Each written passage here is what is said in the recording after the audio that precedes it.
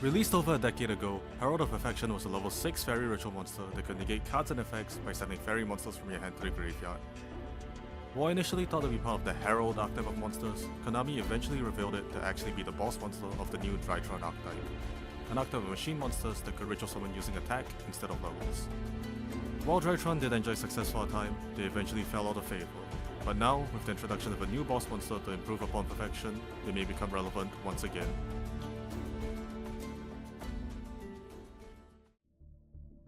Looking at the deck list, it may look a little different from the Drytron you remember. But don't worry, we still have our classic Drytrons. These level 1 light machines all share the restriction that they cannot be normal summoned or set and must be special summoned by the effect of a Drytron card. In addition to this, they all share the effect to special summon themselves from the hand or graveyard by tributing a Drytron or ritual monster in your hand or field, and also have a unique effect when you do so. Alpha such as a ritual monster and Zeta a ritual spell, Gamma special summons another Drytron from the graveyard, Delta reveals a ritual spell or monster in our hand to draw a card, and Beta returns a banished Drytron card to the graveyard.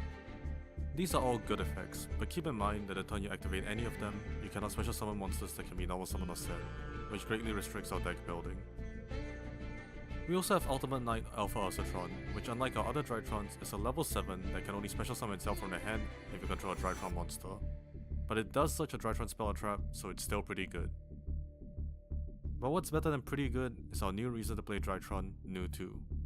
Like the other Drytrons, it cannot be normal summoned or set, but this time it can be special summoned by any card effect, not just a Drytron. Also, unlike other Drytrons, it can special summon itself from the hand or graveyard without tributing anything, instead only requiring a Drytron card to be on the field, although it is banished when it leaves the field. In addition, if it is special summoned by anything, it can add a Drytron monster from the deck to the hand. These effects make Nu 2 an incredible extender, as unlike the other Drytrons, it can special summon itself for free, providing us with an extra body on board to help us extend into our Xyz monster, which coincidentally also helps Nu 2 avoid being banished when it leaves the field. However, keep in mind that you cannot ritual summon non-machine monsters to turn you activate either of these effects, basically demanding that we play a purer build of Drytron. While before, this would mean that we would have to use our Power Crab ritual monster, Drytron Meteornis Draconitz. Luckily, we now have a brand new ritual monster in Drytron Meteornis Alpha Draconitz, a level 12 boasting an impressive 5000 in both attack and defense. This ritual monster has 3 effects. Firstly, it prevents other Drytron monsters you control from being destroyed by opponent's card effects. But secondly, and most importantly, up to twice per turn when your opponent activates a monster effect, it has the quick effect to banish Drytron monsters from your graveyard whose total attack equal or exceed that monster's original attack to negate the activation and destroy it. While Alpha Draconitz can be a little cumbersome to summon, requiring at minimum 3 Drytron monsters due to its high attack, it's well worth the cost, representing 2 interruptions just on its own. In addition, if it is destroyed by your opponent, it can special summon a ritual monster with 4000 attack from our hand or deck, treating it as a ritual summon, allowing us to summon our old boss monster, which is still decent in its own right. For the last of all monsters, we have the usual hand traps you'd expect, but for our spells and traps, our ratios may be slightly different from what Drytron is used to. We of course have Drytron Meteornis, our signature ritual spell that allows us to ritual summon from the hand or graveyard by tributing machine monsters with a total attack equal or exceeding that of the monsters. And it can add itself from the graveyard to our hand by reducing the attack of a Drytron monster we control by 1000. But the real winner this time is Drytron Nova, a spell that special summons a Drytron monster from our deck but destroys it during the end phase. While already a powerful extender, the addition of Nu 2 now also makes Drytron Nova a one-cut combo, which means that we'll want to maximize our chances of seeing it. Because of that, we now max out on our fail spell, Drytron Fafnir, as it can search a Drytron spell or trap when activated. It also prevents the activation effects of ritual spell cards from being negated, and if a monster is normal special summon while you control a Drytron monster, it can reduce that monster's level by 1 for every 1000 attack it has, which are nice bonuses that sometimes come up.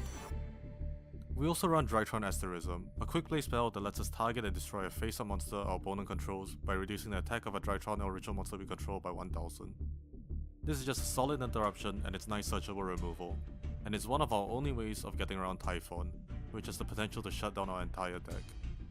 Finally, we have Terraforming and Cyber Emergency for extra consistency, as well as our anti-hand trap package. Call by the Grave, Crossout Designator, Triple Tactics Talent, and we run out the list with Infinite Impermanence. For the extra deck, we have our archetypal Xyz, Drytron Moon Beta Fafnir, a rank 1 that can send a Drytron card from our deck to the graveyard if Xyz summoned. On top of that, it allows you to use its materials for ritual summons, meaning that summoning it actually provides a net 2000 attack worth of materials. And to top it all off, if you control a machine ritual monster, it can detach a material to negate a spell or trap.